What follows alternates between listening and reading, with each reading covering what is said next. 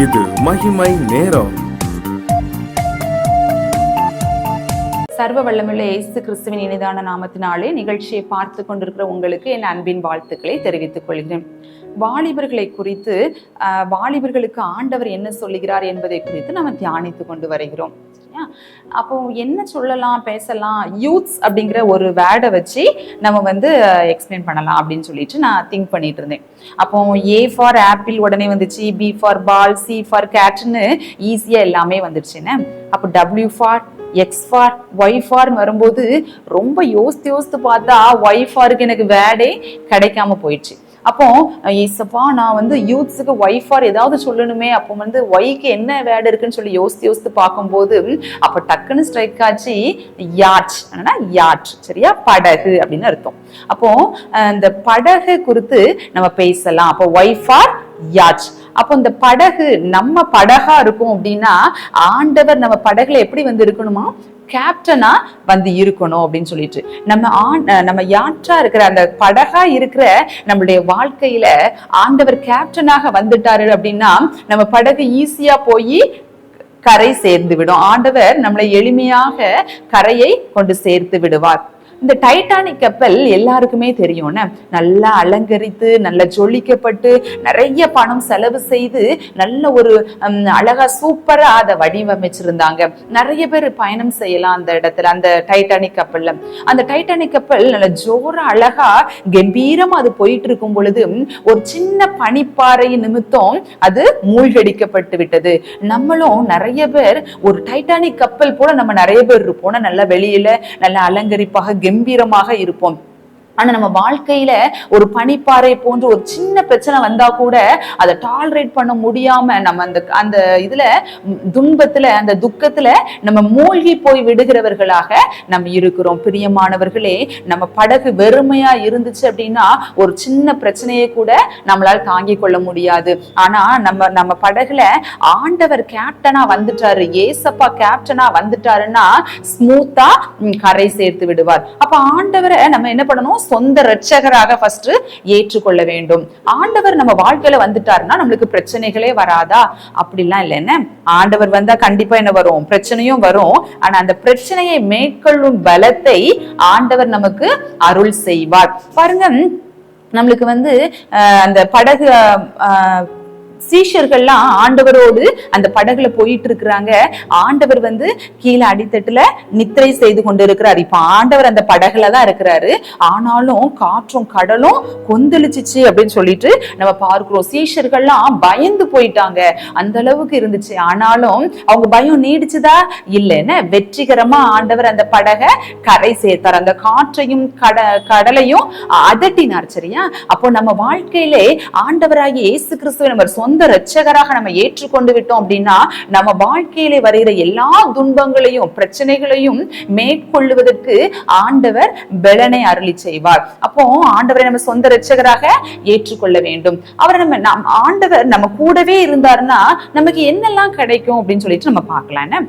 ஆதியாகமம் 39ஆம் அதிகாரம் 2ஆம் வசனத்தின் முன்பாகத்தில் எவ்வாறாக எழுதப்பட்டிருக்கிறது, கர்த்தர் யோசேப்போடு இருந்தார், அவன் காரிய சித்தி உள்ளவனாக இருந்தான். பாருங்க, யோசேப்போடு ஆண்டவர் இருந்தாரா, அந்த யோசேப்பு எப்படி இருந்தாரா, காரிய சித்தி உள்ளவனா இருந்தாரா. அப்போ ஆண்டவர் உங்களோடையும் என்னோடையும் ஆண்டவர் இருந்தார் அப்படின்னா நம்ம எல்லாம் எப்படி இருப்போம், காரிய சித்தி உள்ளவர்களாக நம்ம இருப்போம். ஆண்டவரை சொந்த ரட்சகராக ஏற்றுக்கொண்ட எல்லாரும் எப்படி இருப்பாங்க, காரிய சித்தி உள்ளவர்களாக இருப்பார்களாம். சரியா?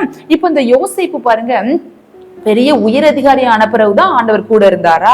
இல்ல பிரியமானவர்களே, அந்த அதிகாரத்திலே சொல்லப்பட்டிருக்கிறது 21ஆம் வசனத்துல இருக்குது, அந்த சிறைச்சாலையில் அவன் இருந்தான், கர்த்தரோ யோசேப்போடு இருந்தும் அவன் மேல் கிருபை வைத்து தலைவனுடைய தயவு அவனுக்கு கிடைக்கும்படி செய்தார். பாருங்க, யோசேப்பு சிறைச்சாலையில இருக்கும்போது கூட கர்த்தர் அவனோடு கூட இருந்தார். அவருடைய கிருபை அவனுக்கு கிடைத்தது, எல்லாருடைய கண்களிலும் தயவு கிடைத்தது. அப்போ நம்ம துன்ப துன்பத்தில் இருந்தா கூட, நம்ம வாழ்க்கையில ஏதோ ஒரு பிரச்சனை, அந்த பிரச்சனையின் மத்தியில நம்ம நடந்து போயிட்டு இருந்தா கூட ஆண்டவர் நம்ம கூடவே இருப்பார். அவருடைய கிருபை நம்ம மேல இருக்கும். நம்மை சுற்றி இருக்கிற எல்லா மனுஷருடைய கண்களிலும் நமக்கு தயவை கிடைக்க செய்வார். அப்போ ஆண்டவர் நம்ம சொந்த இரட்சகரா ஏற்றுக்கொண்டா நம்மளுக்கு என்னெல்லாம் கிடைக்குது? நம்ம காரிய சுத்தி உள்ளவர்களா இருக்கிறோம், ஆண்டவருடைய கிருபை நமக்கு கிடைக்கும், எல்லாருடைய கண்களிலும் தயவு நமக்கு கிடைக்கிறதாக இருக்கிறது. பிரியமானவர்களே, நம்ம எப்பொழுதும் நம்ம படகு வெறுமையா இருக்குதா அப்படின்னு சொல்லிட்டு பார்க்கணும். உங்க உள்ளம் ஆண்டவரை ஏற்றுக்கொள்ளாமல் வெறுமையா இருக்குதுன்னு நீங்க ஃபீல் பண்றீங்களா? இன்னைக்கே ஆண்டவரை சொந்த இரட்சகராக ஏற்றுக்கொள்ளுங்க. நீங்க வெறுமையா இருந்துச்சு, இல்ல எப்பமாவது ஒருக்கான ஆண்டவர்கிட்ட போய் பிரேயர் பண்ணுவேன் அப்படின்னு நீங்க சொல்லக்கூடாது. சரியா?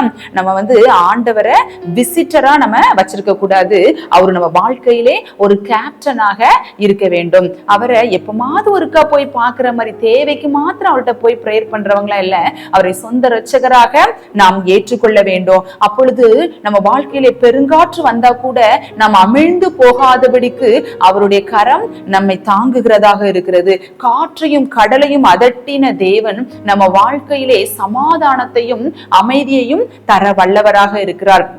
அப்போ படகாக நாம் இருக்கும் பொழுது அந்த படகுலே ஆண்டவரை சொந்த இரட்சகராக நாம் ஏற்றுக்கொள்ள வேண்டும். அவரு நம்ம வாழ்க்கை என்னும் படகுல சொந்த இரட்சகராக நம்ம ஏற்றுக்கொண்டுட்டோம் அப்படின்னா, அவரு நம்ம கூடவே இருந்தாருன்னா நம்ம வாழ்க்கையிலே காரிய சித்தி உள்ளவர்களாக நம்ம இருப்போம். அவருடைய ஆண்டவருடைய கிருபை எப்பொழுது நீங்க எதை எடுத்தாலும் உங்களுக்கு எல்லாம் சக்சஸ்ஃபுல்லா நடக்கும். எல்லாமே அதான் சொல்லுவாங்கல்ல, கிருபை ஃப்ரீயா கிடைக்கிற மாதிரி. சரியா? தகுதியே இல்லாதவங்க கிடைக்கிறது தான் கிருபை. அந்த கிருபை உங்க எல்லாருக்கும் கிடைக்கும்.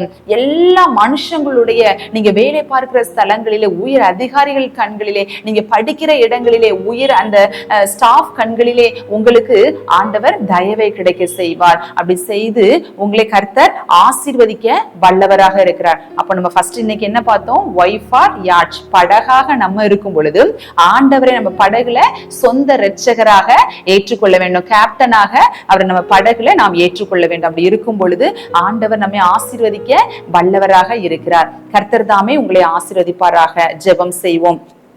அன்புள்ள ஏசப்பா, இந்த அருமையான வேலைக்காக உமக்கு கோடானு கோடி நன்றி தகப்பனே. அப்பா, எங்க படகு நாங்க வெறுமையா இருக்கக்கூடாது தகப்பனே. அப்பா, எங்க உள்ளத்துல நீங்க வாங்க, நாங்க உண்மை சொந்த இரட்சகராக நாங்க ஏற்றுக்கொள்கிறோம் சுவாமி. நீங்க எப்படி யோசேப்போட இருந்தீங்களோ அது போல எங்களோடு கூட இருங்க தகப்பனே. அப்பா, யோசேப்பு எப்படி காரிய சித்தி உள்ளவனாக இருந்தாரோ அது போல நாங்களும் காரிய சித்தி உள்ளவர்களாக இருக்கணும் சுவாமி. உங்களுடைய கிருபை எங்களுக்கு கிடைக்கட்டும் ஏசப்பா. மனுஷர் கண்களிலே தயவு கிடைக்கட்டும் சுவாமி. நீங்க அப்படி செய்கிறபடியால் உமக்கு நன்றி ஏசப்பா, நன்றி ஏசப்பா. அப்பா, எங்கள் மூலமாக நீங்க அற்புதங்களை அதிசயங்களை நீங்க செய்ய போகிறபடியால் உமக்கு கோடான கோடி நன்றி ஏசப்பா. அப்பா, வெறுமையாக இருந்த எங்க படகுல நீங்க வந்து விட்டபடியால் உமக்கு நன்றி. ஆமேன். இயேசு மூலம் ஜெபிக்கிறோம் ஜீவனும் பரிசுத்தமுள்ள நல்ல பிதாவே. ஆமேன்.